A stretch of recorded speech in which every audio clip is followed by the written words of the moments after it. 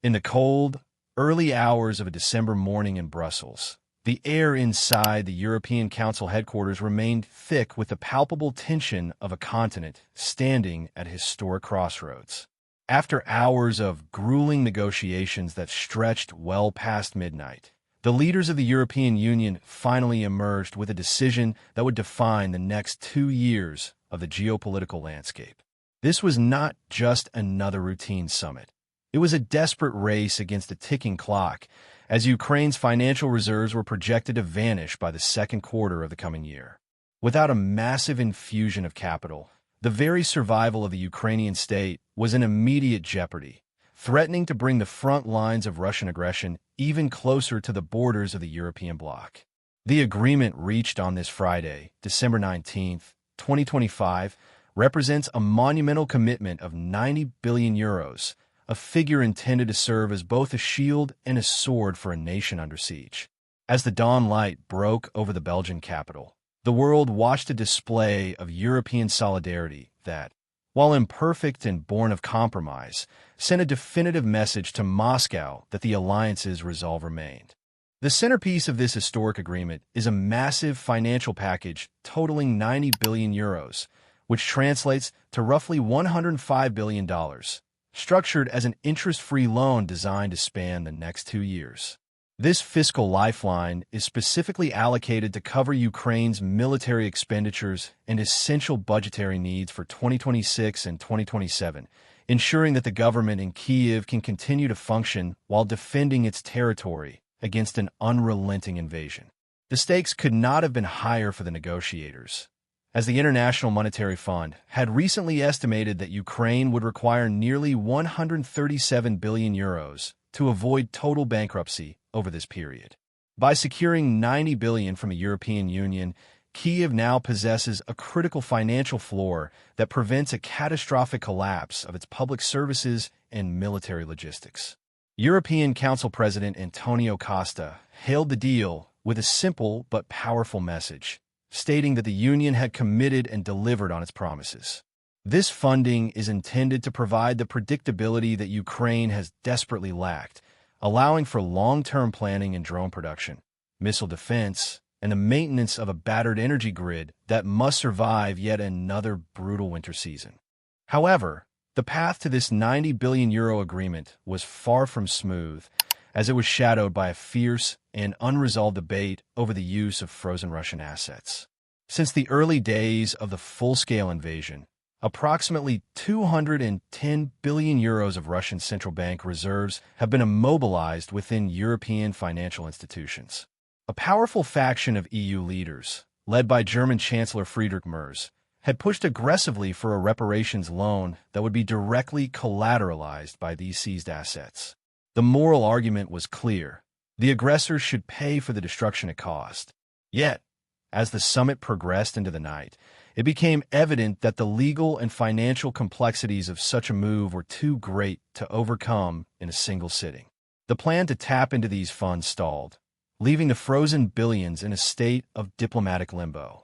While the assets remained blocked, the EU decided they would not be the primary source of the immediate 90 billion euro loan. This compromise was necessary to ensure that money could flow to Kyiv without being delayed by years of litigation, yet it highlighted the deep divisions regarding international law and the absolute sanctity of sovereign reserves. The primary obstacle to utilizing the Russian assets was the firm resistance of Belgium, a country that holds nearly 185 billion euros of the total frozen funds through the clearinghouse Euroclear. Belgian Prime Minister Bart Wever stood his ground against immense pressure, arguing that seizing the principal of these assets would set a dangerous global precedent and expose the Eurozone to unprecedented legal risks. Belgium's concern was not merely theoretical. It was rooted in the fear of a massive flight of capital from the euro, as other nations, particularly oil-producing states, might lose confidence in the safety of their own reserves. Furthermore, the threat of Russian retaliation hung heavy over the proceedings, as Moscow had already launched legal salvos against Euroclear in an attempt to block any move toward asset seizure. De Wever insisted that Europe must respect the rule of law even under extreme pressure, avoiding a move that could potentially destabilize the entire global financial system.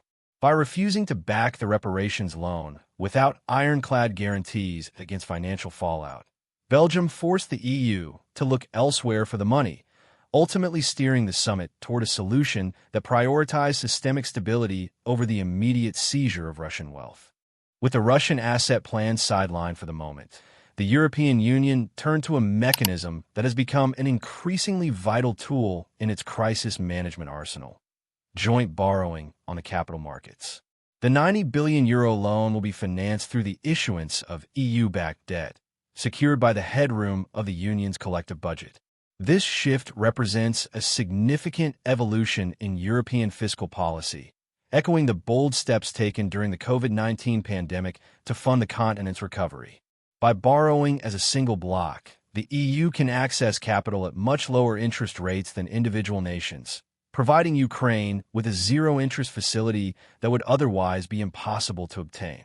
Analysts and investors have quietly welcomed this move, noting that it reinforces the perception of the European Union as a permanent and reliable borrower in the global marketplace.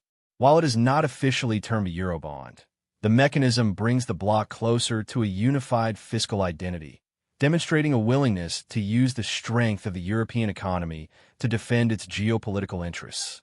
This approach allows the EU to provide immediate liquidity to Kyiv while keeping the frozen Russian assets as a long-term guarantee for eventual repayment.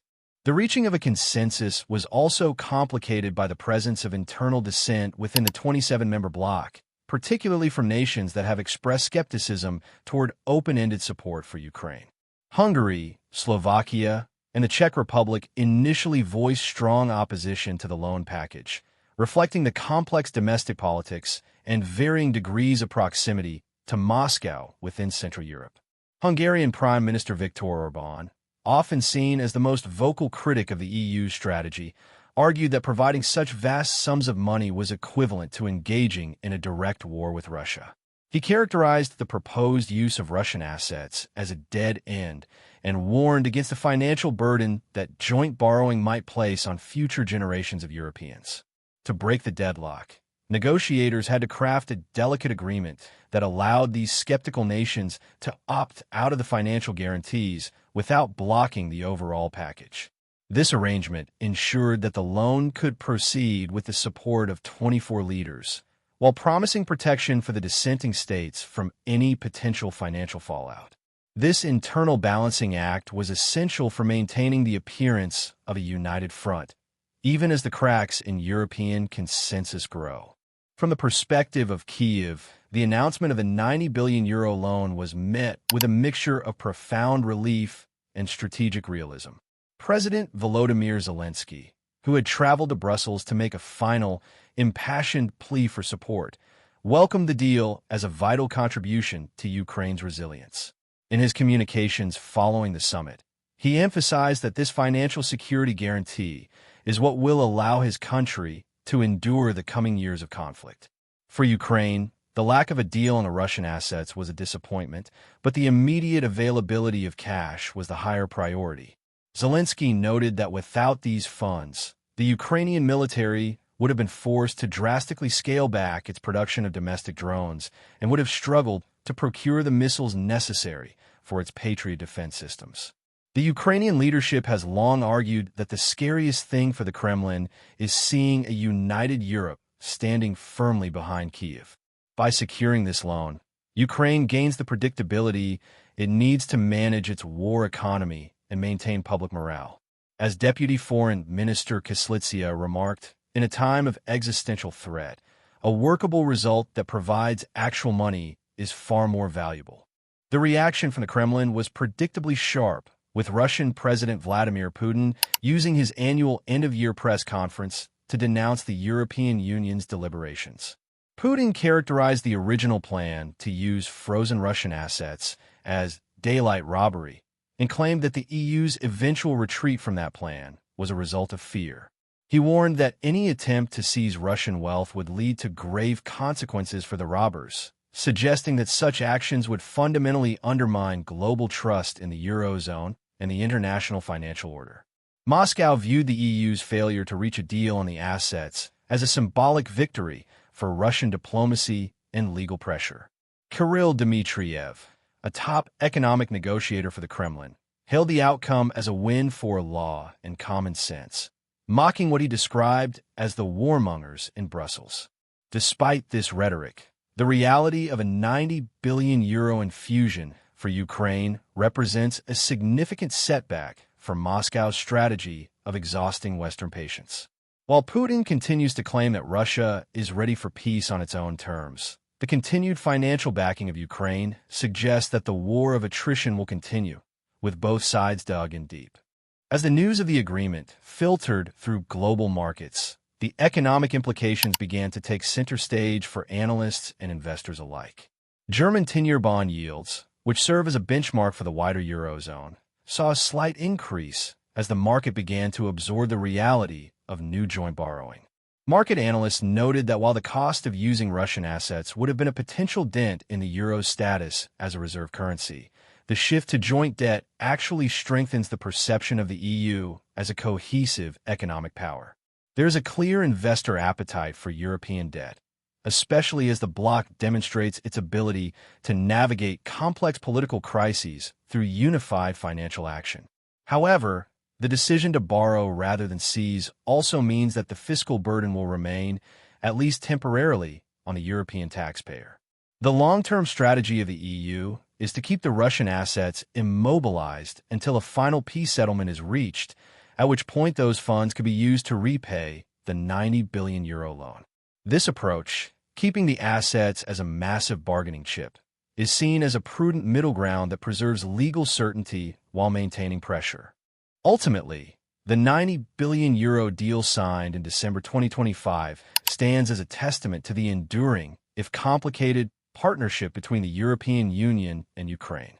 It is a package born of necessity, forged in the fires of late-night diplomacy, and tempered by the cold realities of international finance. While the failure to tap into Russian assets reveals the limits of European power and the deep-seated fears of financial instability, the successful pivot to joint borrowing demonstrates a remarkable level of political will. The signal sent to the world is clear. Europe will not allow Ukraine to go bankrupt, and it will not abandon its neighbor even as the costs of the conflict continue to mount. As we look toward 2026 and 2027, this loan provides the bedrock upon which Ukraine's survival and eventual reconstruction will be built. The frozen Russian assets remain a potent symbol of the unresolved grievances of this war, a massive reservoir of wealth waiting for the moment when the law and the battlefield align. For now, the people of Ukraine can face the winter with the knowledge that their allies have delivered a lifeline, ensuring their flame continues to burn.